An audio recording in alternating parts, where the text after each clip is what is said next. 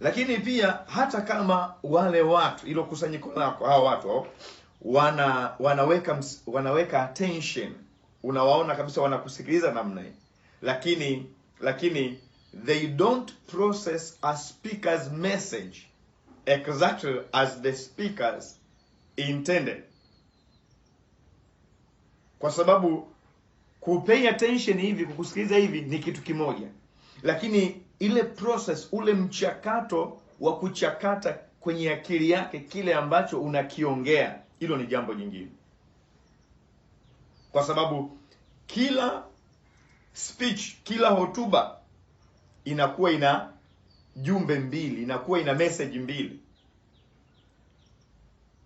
Ya kwanza ni message ile inayotolewa na mtoa ujumbe au mhubiri au huyo speaker, na ujumbe mwingine ni ule ambao unapokelewa na msikilizaji.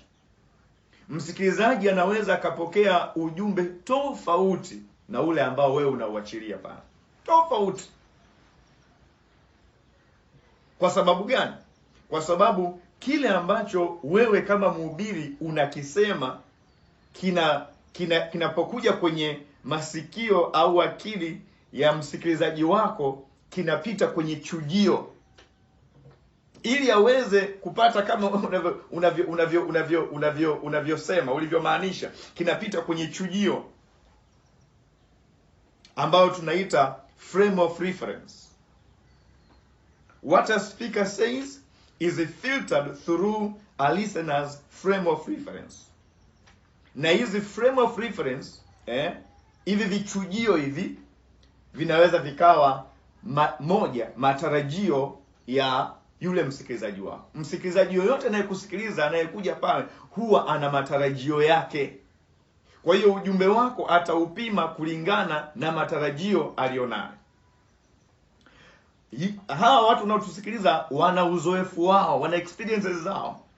Watachuja mahubiri au speeches tunazozisema kutumia uzoefu au experiences zao walizonazo. Ameshakaa kanisani miaka 20, ameshakutana na wahubiri wa kila aina. Kwa hiyo unapokuja pale kuachilia ujumbe wako, anachuja ujumbe wako kutokana na uzoefu alionao. Lakini knowledge, yale maarifa alionayo, atachuja ujumbe wako kupitia maarifa alionayo. Na mwisho wa siku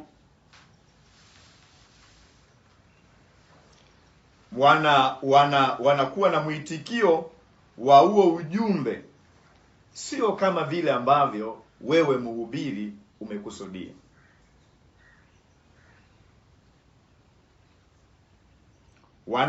Wanakuwa wamekuwa na mwitikio na huo ujumbe, sio kama wewe mhubiri ulivyokusudia.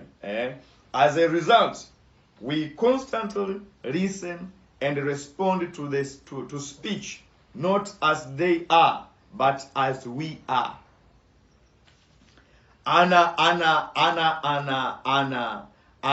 Ana respond, anakuwa na mwitikio na ule ujumbe, sio kama ujumbe unavyomtaka, lakini analeta matokeo ya kile anachokisikia kama yeye alivyo, kwa sababu ule ujumbe umepita kwenye nini? Kwenye experience yake, kwenye kile anachokifahamu, kwenye yale anayoyajua.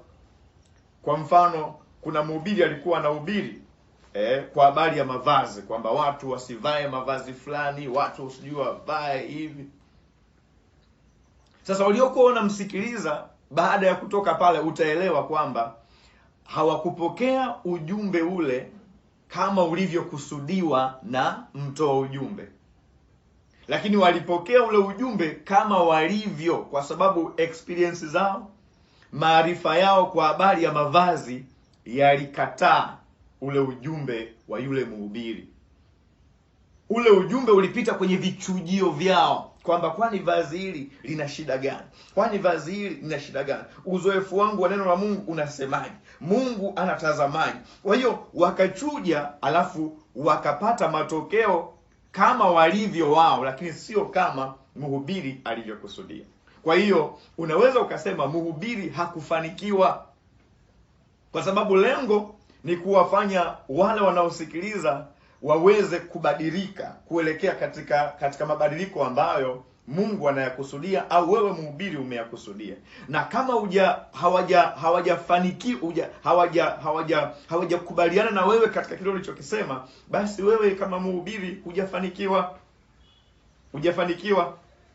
Mtu mmoja akasema, somebody said a man hears what he wants to hear and disregard the rest. Mtu anasikia kile ambacho anataka kusikia, mengine yote Kwa hiyo lazima mhubiri au mtoa neno una kazi kubwa ya kumfanya mtu aachane na kile anachotaka kusikia, asikie kile ambacho wewe umekusudia asikie. Hiyo sio kazi ndogo.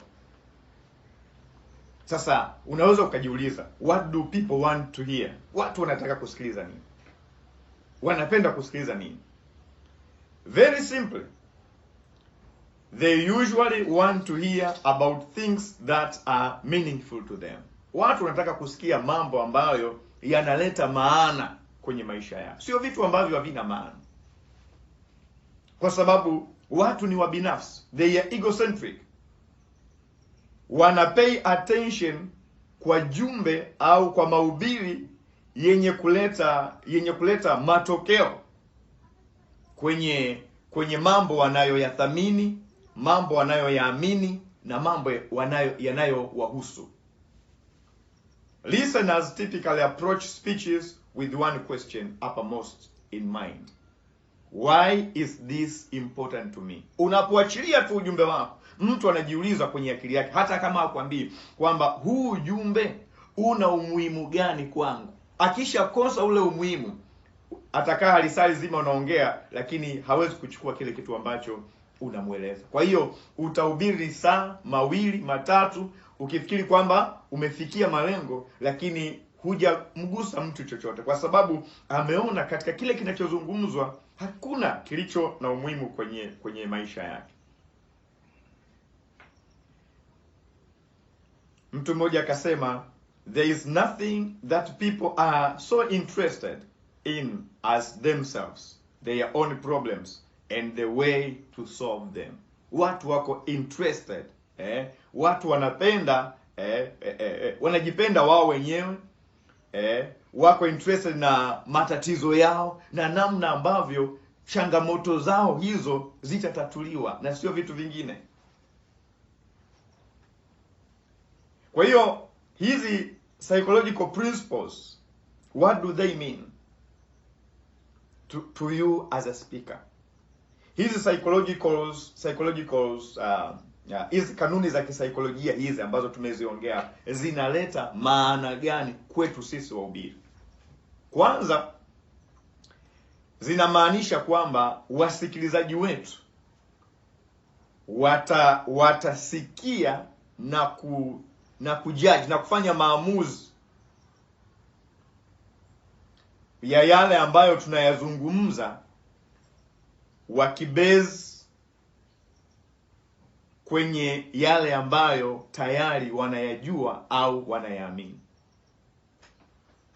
Wasikilizaji wetu watachakata yale tunayowaambia na kufanya judgment na kufanya maamuzi kwa yale tunayoyasema kwenye madhabahu kupitia yale wanayoyajua na yale wanayoyaamini. Hiyo ndio itakuwa kichujio.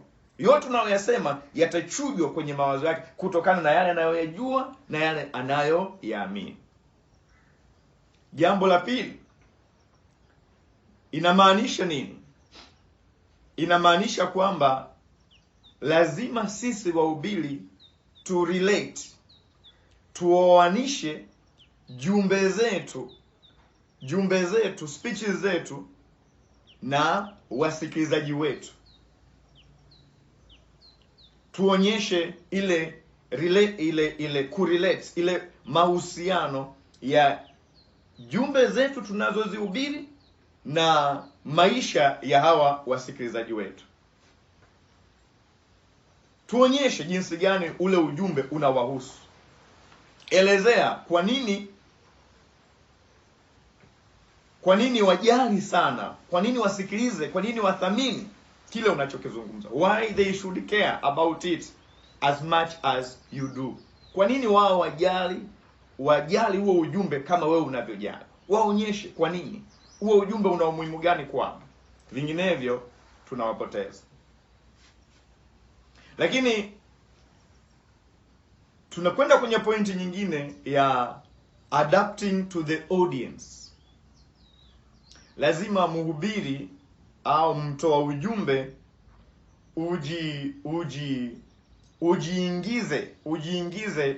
ujiingize katika mazingira ya wale wanaotusikiliza, na wewe ujifanye kama uko kwenye hayo mazingira. Japo wewe unatoa ujumbe, wewe ndio unatoa hotuba, lakini jiweke na wewe katika mazingira kama msikilizaji.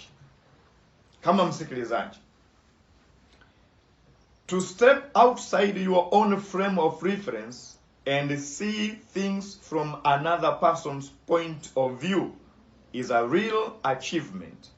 Yet this is exactly what a successful speaker eventually learns to do. Wewe kama mhubiri una hizo frame of reference zako. Una mambo yako unayoyaamini, una mambo yako unayoyajua, una mambo yako huko ambayo unayo. Wakati mwingine lazima utoke kwenye hayo unayoyajua, unayoyaamini, ukajiweka katika hali ya kuwa msikilizaji. Ukajiweka katika mitazamo ya wale wanaokusikiliza. Ukatoka kwenye mitazamo yako ukajiweka kwenye mitazamo ya wale wanaokusikiliza. Na hii itakuletea mafanikio kama mhubiri. Usiandae ujumbe alafu ukashindwa kabisa kutoka kwenye ile mitazamo yako ukajiweka kwenye mitazamo ya wale wanaokusikiliza, kwamba hivi mtu anayenisikiliza akisikia ujumbe huu atahisi nini? Atafikiria nini? Atajiuliza maswali gani? Umeona? Atajiuliza maswali gani? You must submerge your own views so completely that you can adopt temporarily those of your listeners. When you do this, you will begin to hear your speech through the ears of your audience and to adjust accordingly. Kwa hiyo utakapojiweka kwenye yale mazingira ya msikilizaji, kwamba hivi msikilizaji wangu akinisikiliza na ubiri hivi, anaweza akajiuliza maswali gani? Anaweza akafurahi au anaweza akakasirika? Anaweza akahisi nini? Utakapopata hayo majawabu, itakufanya utengeneze ujumbe wako vizuri. Lakini ukitengeneza ujumbe kwamba unakwenda tu kupiga mtu, unakwenda tu kupiga bila kujali kwamba matokeo yatakuwaje, yule atahisi vipi, atajiuliza vipi, yani huwezi huwezi kuihudumia hiyo jamii vizuri. Huwezi kufikia yale malengo ambayo unataka kuyafikia, kwa sababu tumesema hatuhubiri kwa sababu tunataka tu kuhubiri. Hatuzungumzi kwa sababu tu tunataka tuzungumze. Kuna malengo tunataka tuyafikie, na lengo mojawapo ni kubadilisha maisha ya watu yaweze kumfanania Kristo, yaweze kumfanania Mungu. So you must keep your listeners constantly in mind as you prepare your speech. Unapoandaa ujumbe wako, lazima uwe na wale wasikilizaji wako kwenye akili yako. Usiandae ujumbe bila kuwa na wale wasikilizaji wako kwenye akili yako na kwenye moyo wako. Uwe nao na ujue watakavyofikiri, watakavyowaza unaposema huo ujumbe, watakavyojiuliza, watakavyo react. Lazima uwe nao kwenye akili yako. Try to imagine what they will like, what they will dislike, where they will have doubts or questions, whether they will need more details here or fewer there, what will interest them and what will not. Haya ni mambo muhimu sana, kwamba wasikilizaji wangu hapa watapenda nini, inawezekana watachukia kitu gani. Hapa watajiuliza swali, wanaweza kujiuliza swali la aina gani kwenye hii. Atakaposikia nimesema hivi, anaweza akawa na uelewa gani, ataelewa nini, kipi atakipenda, kipi akipenda.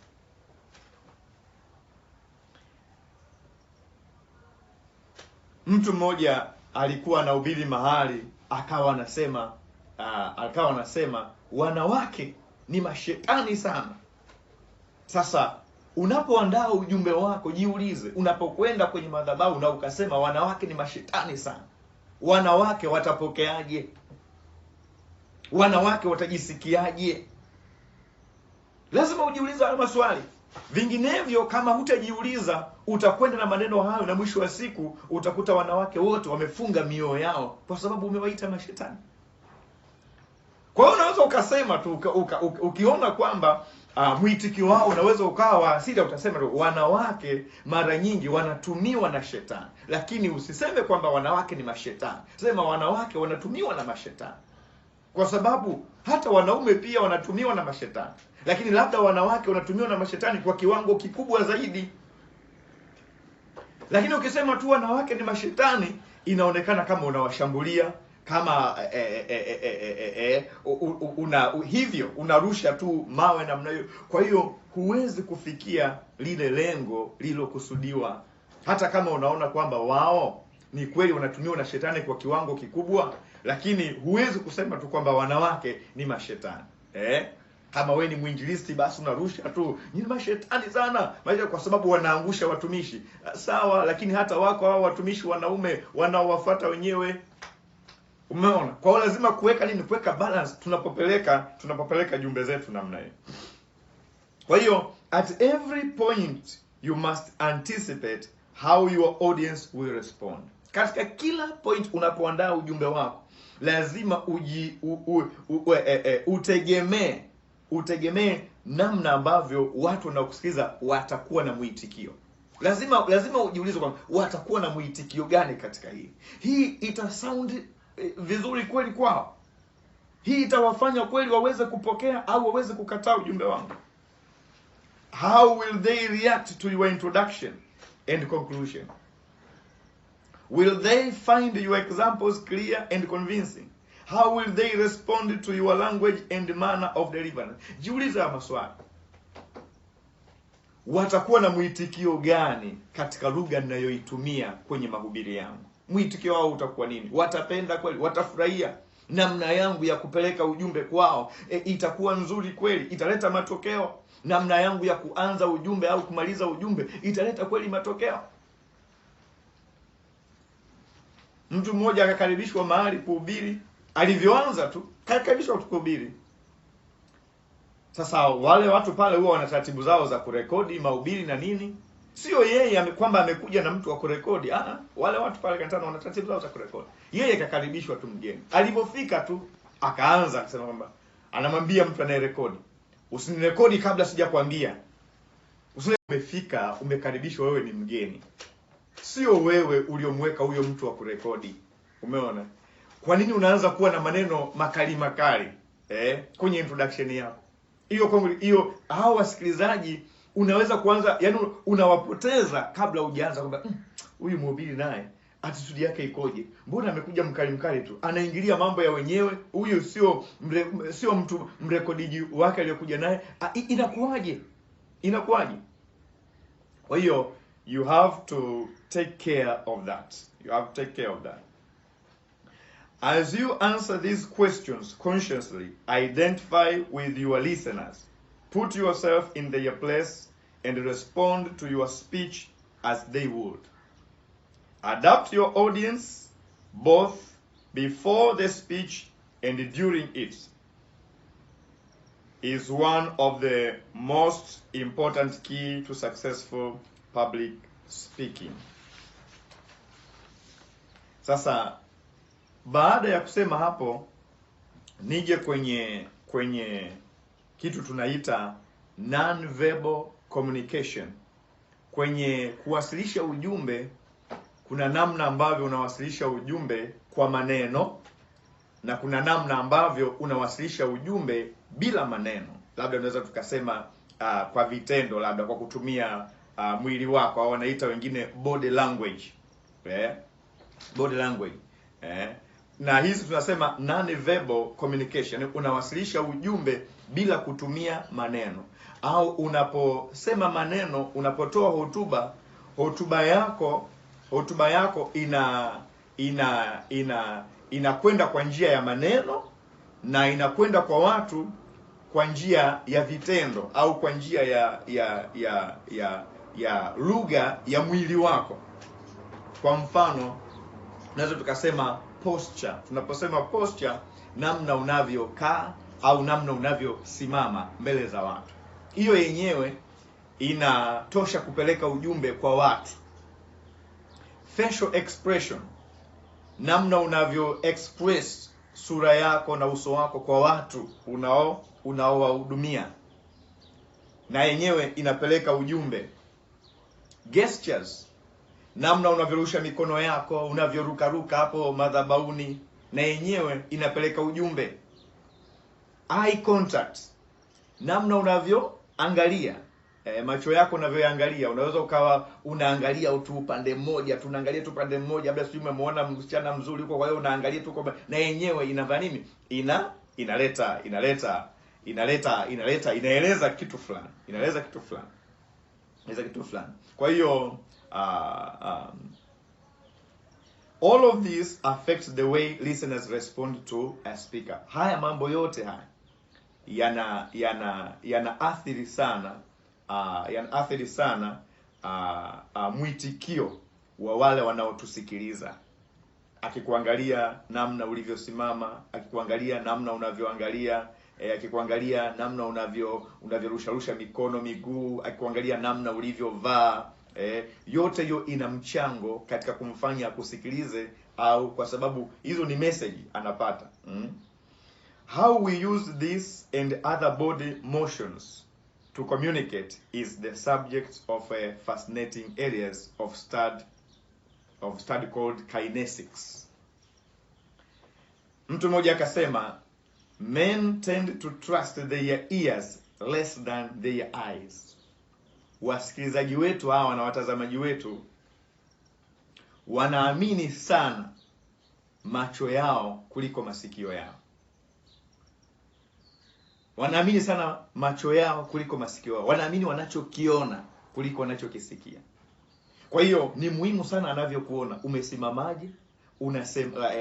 Umevaaje? Unarushaje mikono yako, miguu yako hapa kwenye madhabahu? When a speaker's body language is inconsistent with his or her words, listeners tend to believe the body language rather than the words. Unaweza ukawa unarukaruka sana kwenye madhabahu kuliko kuongea. Kwa hiyo mtazamaji au msikilizaji wako anaamini sana kule kurukaruka kwako kuliko yale unayoyaongea.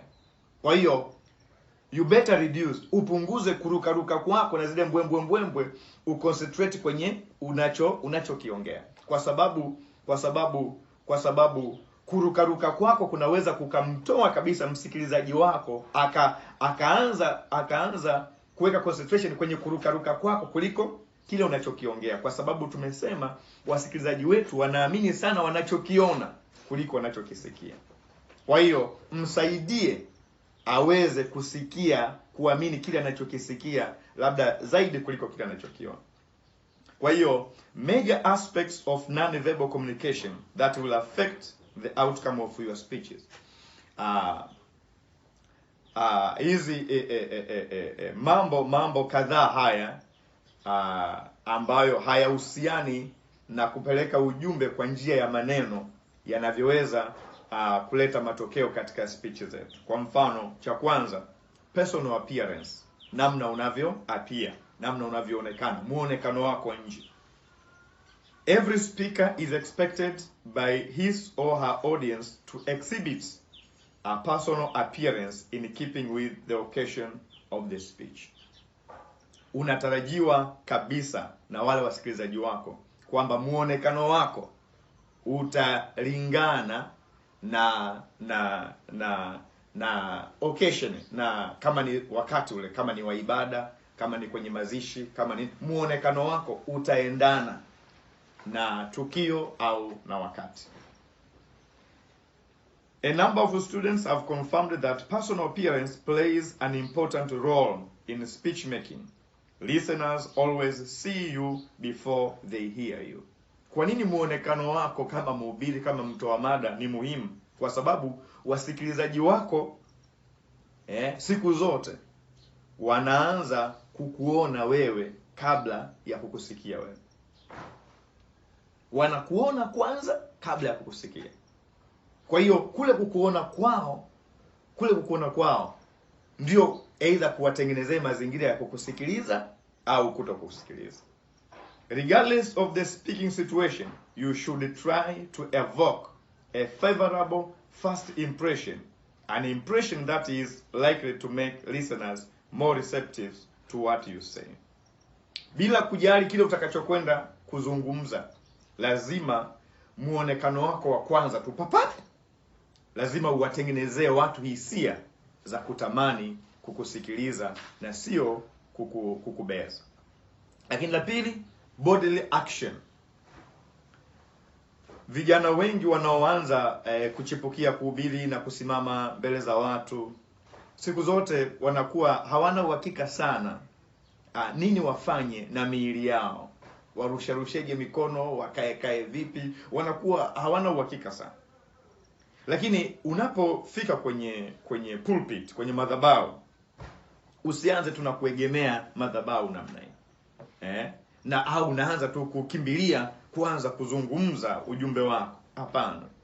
Jipe wewe mwenyewe kwanza muda wa kuseto. Give yourself time to get set. Simama kwa ukimya. Tazama macho yako kwa watu unaowahubiria.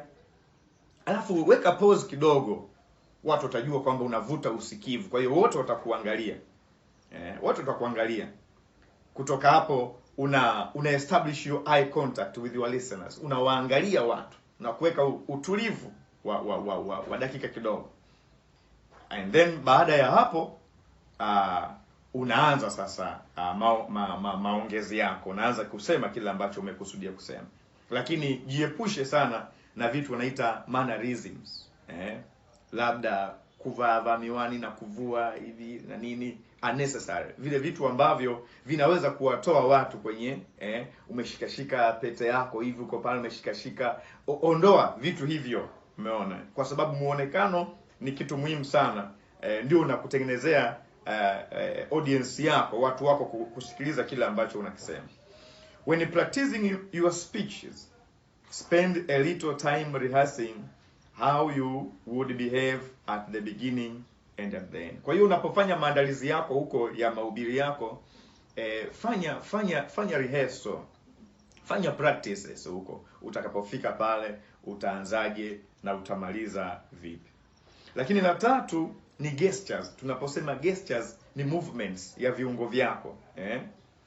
Anasema whatever gesture you make should not draw attention to themselves and distract from your message. Yani usifanye vituko pale mbele ya watu vya kukimbia, vya kurusha mikono kiasi kwamba hivyo vituko vikawatoa watu usikivu wao au attention yao kwenye kile unachokizungumza, wakabaki tu mhubiri alikuwa anarukaruka kweli. Mhubiri alikuwa hiyo sio lengo. Lengo sio watu wavute attention yao kwenye vile vituko vyako, hapana. Lengo watu wapate ujumbe uliokusudiwa. People should appear neutral and spontaneous, help to clarify or reinforce your ideas and be suited to the audience and occasion. Gesturing tends to work itself out as you acquire experience and confidence. In the meantime, make sure your hands do not upstage your ideas. Unajua hizi gestures, kurusha mikono sijui zinakujaga tu automatically. Kama una confidence, unaamini kile unachokiongea, unakielewa vizuri, hii kurusha mikono inakujaga tu automatically. Inakuja tu automatically. Lakini jambo lingine ni eye contact. Macho yako ni muhimu sana.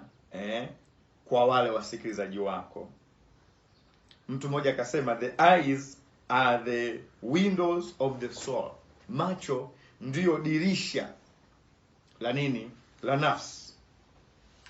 We look to them to help gauge the truthful intelligence, attitude and the feelings of the speaker. Watu wakikuangalia hivi kwenye macho wanaona uhalisia wako, wanaona ukweli wako, wanaona uaminifu wako pale, wanaona attitude yako. Umeona? Kupitia kwenye kuangaliana namna hii. Kwa hiyo usiwaogope wale unaowasikiliza, waangalie. Na hiyo ndio mtu mmoja anasema the quickest way to establish a communicative bond with your listeners is to look them in their eye, personally and pleasant. Ndio unatengeneza mshikamano kati yako wewe na wasikilizaji wako. Huwezi ukawa unaangalia tu karatasi yako, unakwenda unaangalia notes zako, unasema tu unaangalia, hakutakuwa na ile bond, hakutakuwa na muunganiko mzuri kati ya wewe na wale unaowasikiliza. Na epuka, kama nilivyosema, kutazama upande mmoja tu. Tazama huko. Maana kutazama upande mmoja watu watajiuliza kwa nini huyu kila wakati anaangalia huku, kuna nani? Ana interest gani huku? Kwa hiyo unaposimama mbele, peleka macho yako pande zote.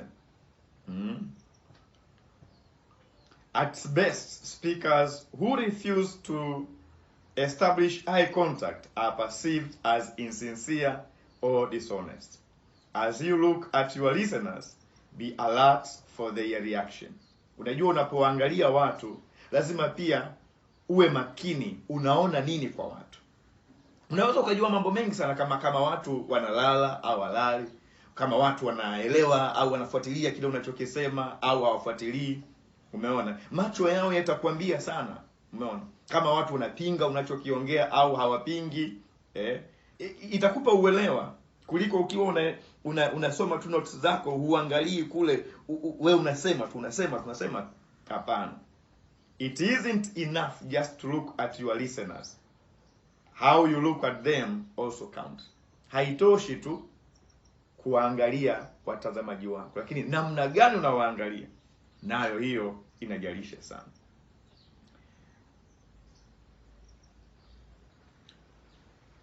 Proper wisdom promises that practices makes perfect.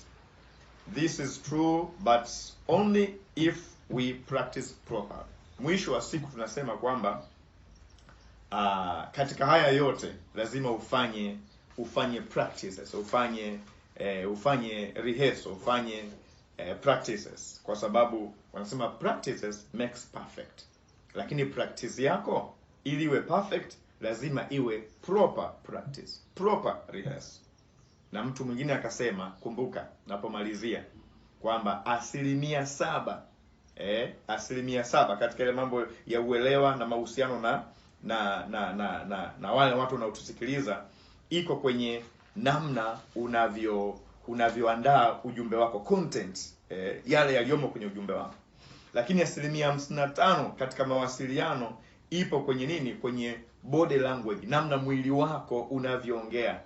Mwili, mikono, hivyo namna ulivyosimama, ulivyovaa, hivyo inabeba 55% ya watu kuelewa au kupokea ujumbe wako. Na 38% ni mambo mengine ya sauti na vitu kama hivi. Kwa hiyo unaweza ukaona muonekano wako, gestures zako zinabeba sehemu kubwa ya kuwafanya watu waelewe kile ambacho unakiwasilisha. Kwa hiyo niseme tu, watumishi wa Mungu mbalimbali nao nisikiliza, nimejitahidi kwa neema alionipa Mwenyezi Mungu kutoa tu kile ambacho ninakielewa, ili kitusaidie mimi pamoja na ninyi wenzangu wote, kitusaidie katika katika kazi ambayo Mungu ametupa ya kupeleka jumbe au neno lake kwa watu wake ambao siku zote wanatusikiliza, wanatupa heshima ya kutusikiliza, na sisi tuwape heshima ya kuwajali na kuwapa vitu ambavyo kweli vitaweza kubadilisha maisha yao. Mpaka wakati mwingine tutakapokutana tena, Ni mimi mtumishi wako Peter Undole wa Potters Church of Tanzania. Mungu akubariki sana.